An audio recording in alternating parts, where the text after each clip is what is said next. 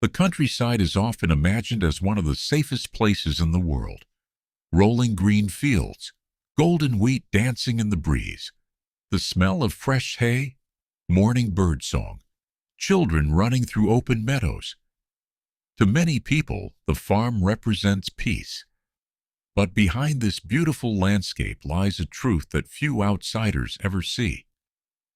Every year, thousands of farmers lose their lives, not because of storms or wild animals, but because of simple habits they have practiced for years. Habits that seem harmless. Habits passed down from fathers to sons.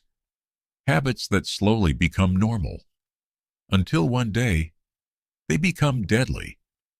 This is the story of Daniel Harper, a respected white farmer from rural Montana in the United States.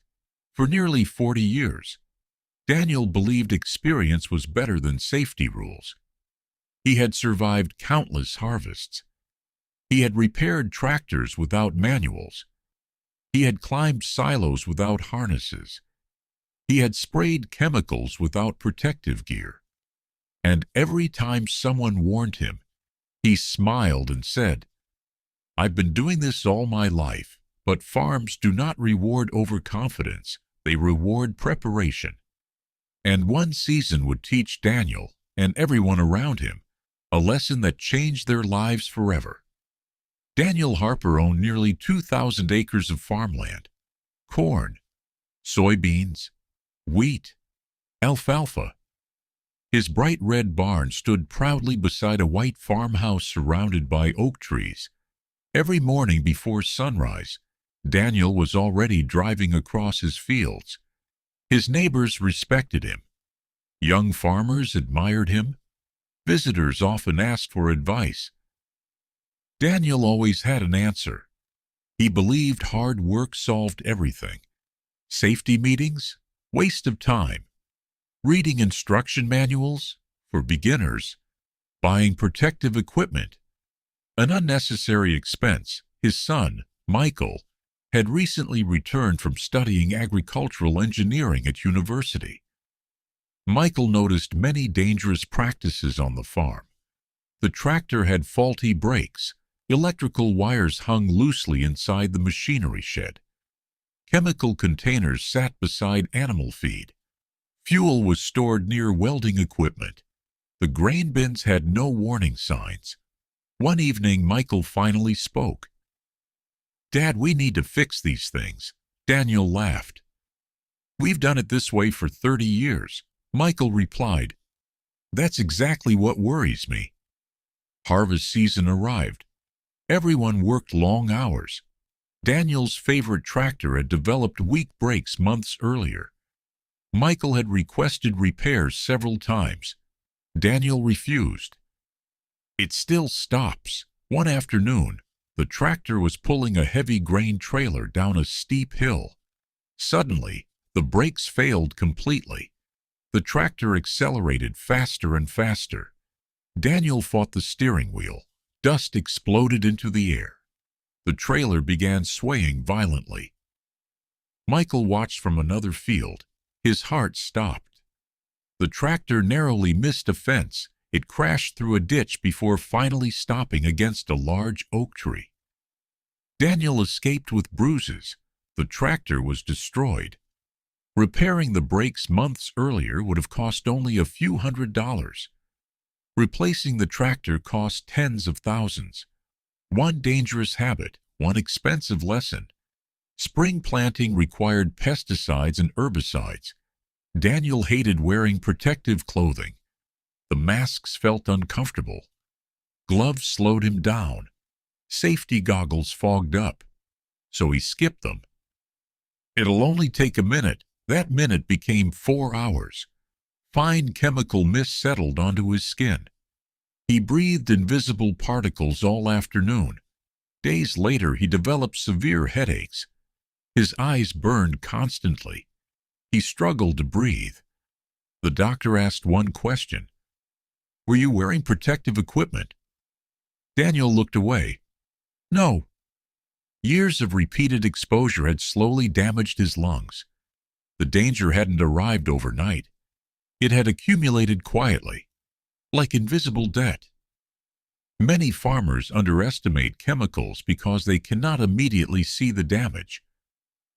But the body remembers. Few places on a farm are more dangerous than grain storage bins. One afternoon, harvested corn stopped flowing. Daniel climbed inside to break the blockage. The unloading auger remained switched on. Michael shouted, "Turn off the auger first." Daniel waved him away. "I'll be out in 30 seconds. The grain suddenly shifted beneath his feet. He sank instantly. Within seconds, the moving grain pulled him downward, waist deep, chest deep. He couldn't move. Grain behaves like quicksand. The deeper a person sinks, the harder escape becomes. Fortunately, Michael immediately shut off the machinery and called emergency services. Rescuers arrived with specialized grain rescue equipment. Daniel survived. Many others never do. Grain engulfment can trap a person in less than 20 seconds. Complete burial can happen in under a minute. Daniel often repaired machinery immediately after refueling. One afternoon he spilled diesel while filling the combine harvester. Instead of cleaning the spill, he grabbed a welding torch. One spark. That's all it took. Flames erupted beneath the machine. Fuel containers nearby ignited. The workshop filled with thick black smoke. The fire spread to stored hay. Within minutes, years of expensive equipment burned. Firefighters arrived quickly, but millions of dollars in machinery were gone forever. Fire investigators later identified the cause, ignoring basic fire safety, not equipment failure, not bad luck, a habit. Winter arrived. The livestock barn became cold. Daniel installed a portable generator inside to power heaters during an electrical outage. Michael objected immediately. Generators belong outside. Daniel disagreed. It's freezing. Within an hour, carbon monoxide filled the building. The gas had no smell, no color, no warning. Daniel collapsed while feeding cattle. Luckily, Michael found him before it was too late. Doctors explained that carbon monoxide poisoning kills thousands every year because victims often never realize danger is present. The invisible threats are often the deadliest. Daniel's 8-year-old grandson, Luke, loved helping on the farm. He copied everything Grandpa did. One afternoon, Luke climbed onto an unattended tractor. The keys were still in the ignition. The engine started. The tractor rolled forward. Fortunately, it stopped against a fence before reaching a pond. Nobody was hurt. But Michael looked at Daniel. "Dad, children don't follow safety rules. They follow examples." Those words stayed with Daniel. Because Luke had learned unsafe habits simply by watching him. Harvest couldn't wait. Dark clouds gathered. Lightning flashed across distant hills. Michael wanted everyone back. Daniel insisted they continue. Minutes later, lightning struck a tree less than 100 yards away. Heavy rain followed instantly. The muddy field trapped several machines. Strong winds damaged standing crops. The crew eventually escaped safely, but the risk had been enormous. Nature always deserves respect. Weather forecasts exist for a reason. Ignoring them doesn't make storms disappear. During harvest, Daniel believed sleeping was a luxury. 4 hours. Sometimes 3. Coffee replaced rest.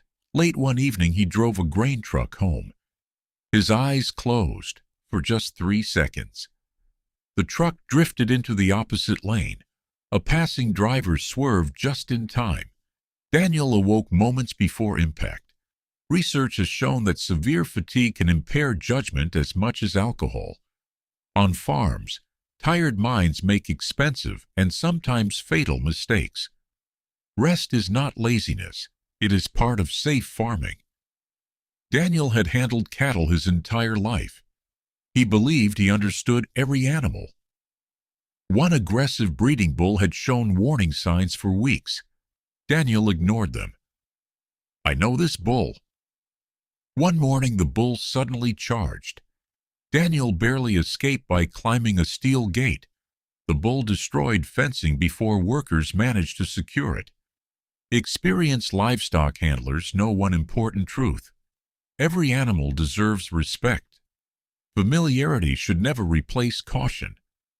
As months passed, Daniel reviewed the year's disasters: a destroyed tractor, hospital bills, fire damage, crop delays, insurance claims, stress, lost sleep, reduced harvest profits. What shocked him most wasn't the financial loss. It was realizing every single incident had been preventable. None had been caused by bad luck. Each began with one sentence: "It'll be fine," the most expensive word spoken on many farms. Winter became a season of change. Daniel surprised everyone.